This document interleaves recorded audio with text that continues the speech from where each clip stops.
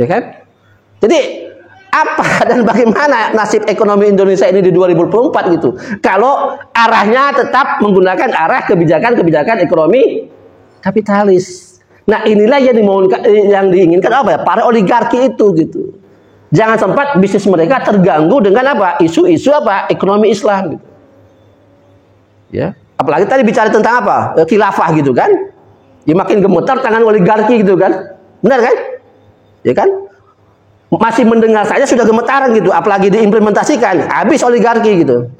Nah, inilah yang mereka takuti gitu. Jadi panggung politik terkait dengan ekonomi Indonesia, jelas saya katakan, Quo Vadis 2004 tidak akan ada perubahan, tetap kapitalis yang mendominasi. Politik ekonomi bagaimana tahun 2023 dan kemudian 2024 apakah tetap atau ada perubahan atau perubahan lebih buruk atau gimana ya? Jadi yang harga mahal jadi murah, yang harga jadi berubah. Oke, baik, terima kasih. Assalamualaikum warahmatullahi wabarakatuh. Alhamdulillah, alhamdulillahirrahmanirrahim. Wassalatu wassalamu ala asrafil anbiya wal mursalin wa ala alihi wa sahbihi ajma'in. Amma ba'd. Quo Vadis umat Islam, artinya mau dibawa kemana umat Islam ini? Nah, ini tema yang mau kita angkat pada pagi hari ini di acara kongko kita gitu. Nah, kalau pertanyaannya mau kemana gitu, ya kan? Berarti kita balik dulu, sudah punya tujuan belum? Pertanyaannya itu gitu, ya. Quo Vadis mau kemana? Tapi nggak ditanyakan tujuannya kemana gitu. Atau kita sedang ada di mana? Nah, atau pertanyaan seperti tadi gitu sama Pak Kiai gitu. Nah, artinya apa saudara sekalian? Saya ambil dari pangkalnya dulu gitu, ya. Tujuannya mau kemana gitu? Berarti kan dari awal ditetapkan dulu ini gitu. Nah, berarti kalau pertanyaan seperti itu, kita kembali flashback 1945, katanya Indonesia merdeka pada tahun itu gitu. Nah, pertanyaannya 1945 sebenarnya tujuan bernegara ini untuk apa sebenarnya gitu. Terus dasar negara ini dasarnya apa gitu. Ya. Ini menjadi isu yang sensitif sekarang ya. Ini kan isu politik ini gitu. Artinya apa? Tadi dari moderator mengatakan saya mengangkat dari sisi ekonominya gitu. Nah, ekonomi itu ada dua gitu. Ekonomi dari sisi politik atau ekonomi murni gitu. Nah, karena ini tahun politik, maka akan kita kaitkan politik ekonomi gitu. Ya. Artinya apa? Kebijakan politik yang terkait dengan ekonomi. Ya, nanti berbeda lagi pembahasan ekonomi murni gitu ya. Nah, artinya apa saudara sekalian? Kalau dikembalikan politik ekonomi, kita kembali ke dasarnya gitu. Ya. Kita pertanyakan kembali gitu. Yang katanya orang-orang tua kita, kakek-kakek kita yang mendirikan negara ini gitu. Ya. Sebenarnya dasar negara ini apa? Apakah sudah final atau belum? Ada yang berteriak-teriak NKRI harga mati, nggak bisa ditawar, ya kan? Artinya sudah final katanya gitu. Kalau sudah final, tentu tidak ada lagi kelompok yang menggugat bentuk negara ini. Tapi faktanya banyak kelompok yang menggugat bentuk negara ini. Sepakat nggak? Sepakat. Artinya apa? Belum final gitu loh. Berarti yang berteriak-teriak final itu dia punya agenda tersendiri, ya kan? Selalu dikatakan, ya kan, bahwa ekonomi kita adalah ekonomi Pancasila. Pertanyaannya mendasar gitu. Kalau ekonomi Pancasila, mana referensinya? Mana buku referensinya? Seperti apa? Ekonomi kapitalis, referensinya jelas. Buku Adam Smith, The Wealth of Nation. Atau ekonomi sosialis, komunis, bukunya jelas ada, Das Kapital, karangan Karl Marx gitu. Nah sekarang pertanyaannya, ekonomi Pancasila, kalau mau dasar negara kita Pancasila, mana referensinya? Sampai detik ini nggak ada kan? Kita pertanyakan, yang kuliah di ekonomi siapa? Ada yang kuliah di ekonomi? Teori apa yang dipakai, Pak? Iya, teori-teori ekonomi apa yang dipakai di perkuliahan sana gitu? Nah, Nah, Adam Smith. Lagi-lagi Adam Smith terkonfirmasi gitu. Artinya apa? Ya, katanya negara ini negara Pancasila, tapi ilmu ekonominya ilmu ekonomi Adam Smith. Ekonomi kapitalis berarti gitu kan? Nah, terus pertanyaannya, di mana ekonomi Pancasilanya gitu? Nah, sampai hari ini detik ini tidak ada konsep seperti itu. Ekonomi Pancasila itu koperasi. Nah, kita gugat juga, koperasi itu asalnya dari Inggris, corporation. Nah, ini. Jadi inilah umat Islam ini gitu, bolak-balik ya dipermainkan oleh pemikiran-pemikiran yang katanya apa? Transnasional katanya. Masih ingat istilah ideologi transnasional yang ternyata itu dibidik ada apa? Ideologi Islam gitu. Nah, pertanyaannya, kapitalis itu ideologi dari mana? Apa murni dari Indonesia? Kan enggak kan? Impor dari sana kan, dari barat kan? Tapi kenapa diadopsi di negeri kita ini gitu? Nah, berarti kan apa? Belum final kan? Nah, balik lagi misalnya zaman Soekarno gitu. Yang dominan ekonomi apa? Sosialisnya gitu. Sama rasa, sama rata gitu. Ya. Nah, artinya apa? Sudah lebih 70 tahun negeri ini berdiri, katanya merdeka. Ternyata apa? Bergantinya rezim itu berganti sistem ekonominya gitu. Ya. Di awal Orde Lama ya, kita melihat ya, politik kita sangat liberal. Dari 45 sampai 50 itu masih gonjang-ganjing, masih apa? Masa perang gitu. Tapi dari 1950 ke 65 itu masa kepresidenan Soekarno dengan apa? Otoritarnya gitu. Demokrasi terpimpin yang cenderung ke arah sosialis gitu. Berikutnya lagi pasca Soekarno naik Presiden Soeharto gitu. Dari 67 sampai 98 yang tadi reformasi gitu. 32 tahun lebih gitu. Ya, yang tadinya ekonominya rasa sosialis dibalikkan menjadi rasa kapitalis. Nah, sekarang masa reformasi kira-kira ekonominya apa? Sosialis atau kapitalis lagi? Nggak jelas juga kan? Kenapa? Satu sisi para politikus mengatakan ini adalah negeri yang bukan sosialis, tapi bukan juga kapitalis gitu. Berarti bukan juga Islam kan gitu kan? Berarti negeri apa? Entah berantah. Negeri yang nggak jelas ideologi apanya? Dasarnya gitu. Dibilang sosialis nggak mau, dibilang kapitalis emoh, dibilang Islam ogah. Sekarang pertanyaannya, ideologinya apa gitu? Ya kan? Ini nggak jelas kan? Makanya setiap 5 tahun sekali pemilu, siapa yang menang, dia akan menentukan arah perpolitikan dan ekonomi negeri ini gitu. Jadi silih bergantinya rejim itu menentukan ke arah mana kita yang mau dibawa gitu. Jadi kalau quo vadis umat Islam, nanti kalau yang naik dari 3 paslon ini, ya saya mengatakan 3 paslon ini semuanya ideologinya kapitalis. Ada yang nggak setuju? Kita buktikan gitu. Sudah ada berapa kali debat? Debat pertama, debat kedua, debat ketiga, nah nanti debat keempat. Ya, besok malam ya. Nah, artinya apa? Kita lihat debat ketiga itu tentang ekonomi. Ya. Nah, kita lihat apa perkataan atau pernyataan dari masing-masing paslon gitu. Ya kan? Ya.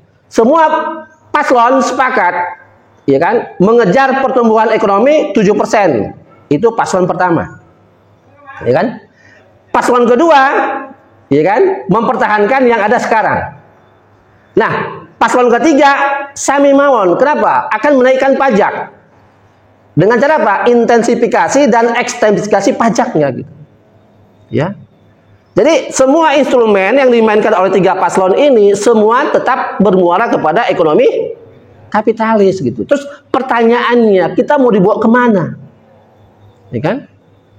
Kalau ekonominya kapitalis, berarti apa? Siapa kampium negara kapitalis apa di dunia ini? Amerika. Berarti quo vadis umat Islam Indonesia, siapapun yang menang nanti akan dibawa ke arah Amerika. Ya kan? Walaupun seolah-olah apa? Ada yang pro kepada yang selain yang kiri selain Amerika gitu. Tapi dari 3 pernyataan-pernyataan ini gitu, ya, dari setiap paslon yang akan bertarung di 2024 ini, nah kita melihat gitu, ya kan? Tidak ada perubahan yang mendasar yang dilakukan oleh elit-elit politik dan elit-elit ekonomi di negeri ini gitu. Tidak ada perubahan gitu. Ya.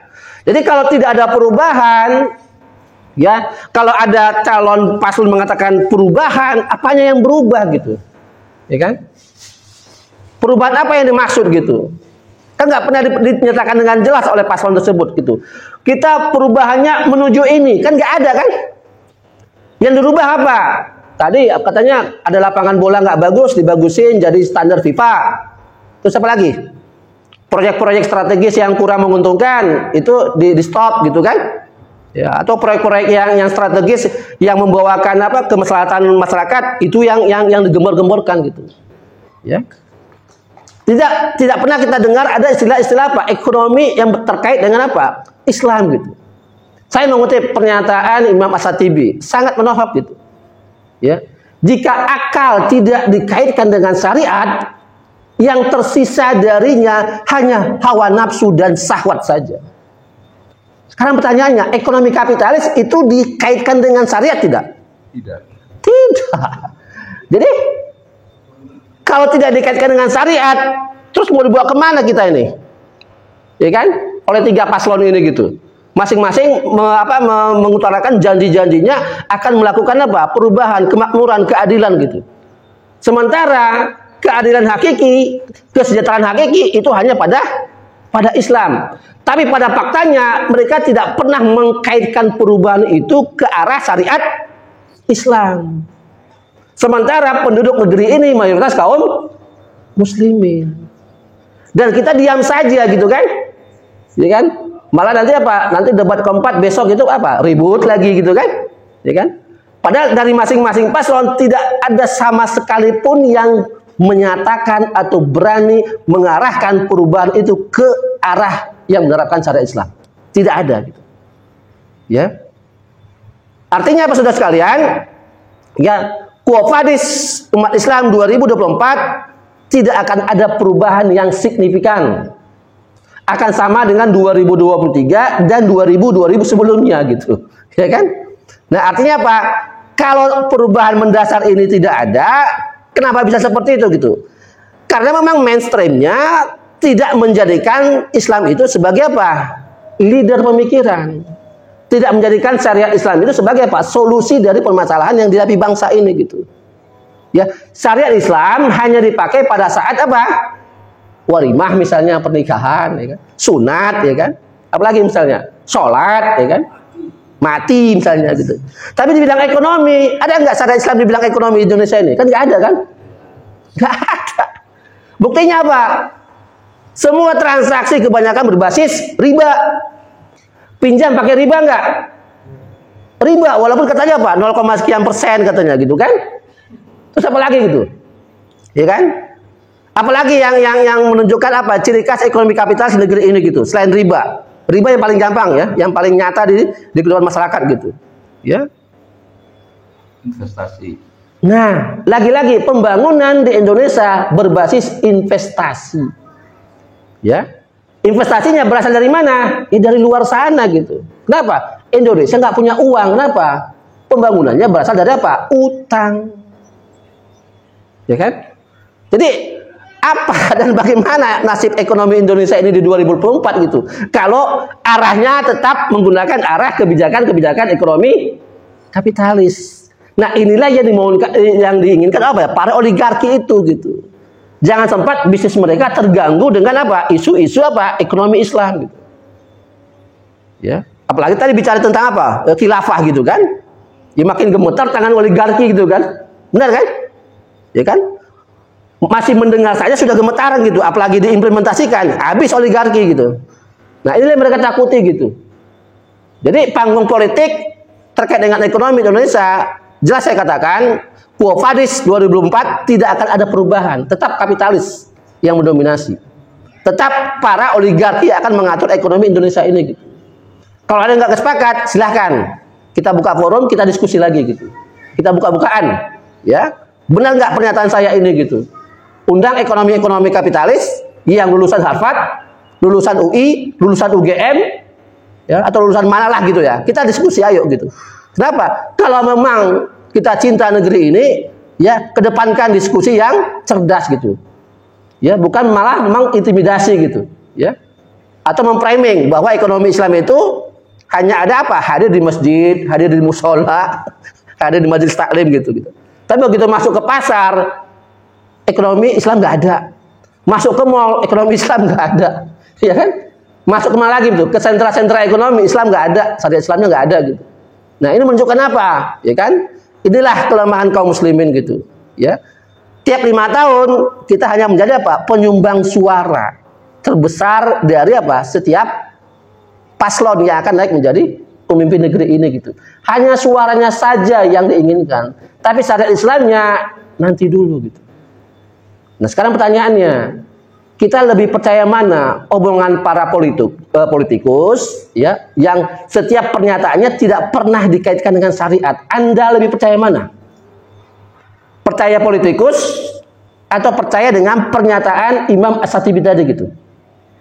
Ya, saya ulang ya. Anda lebih percaya mana pernyataan politikus sekuler di negeri ini atau pernyataan Imam As-Shatibi tadi yang mengatakan bahwa jika akal tidak dikaitkan dengan syariat, yang tersisa pada dirinya hanya hawa nafsu dan syahwat. Artinya apa? Politik ekonomi di negeri ini itu berbasis kapitalis. Kapitalis jelas tidak berbasis syariat. Kalau tidak berbasis syariat, otomatis ekonomi kapitalis adalah ekonomi yang berbasis apa? Hawa nafsu. Dan pelaku-pelakunya hanya mengedepankan apa? Syahwat ekonominya. Ya. Ini yang menjadi PR berat kita gitu. Artinya apa? Dari mimbar ini, ya, saya pribadi menyampaikan, ya, mari kita melakukan perubahan yang mendasar. Ya. Perubahan yang mendasar dan sahih dan hak itu hanya pada Islam. Perubahan itu hanya akan terjadi kalau setiap permasalahan kita dikaitkan dengan solusi-solusi yang berbasis syariat Islam gitu. Demikian dari saya. Terima kasih. Assalamualaikum warahmatullahi wabarakatuh. Terima kasih Ustaz Yusuf yang sudah memberikan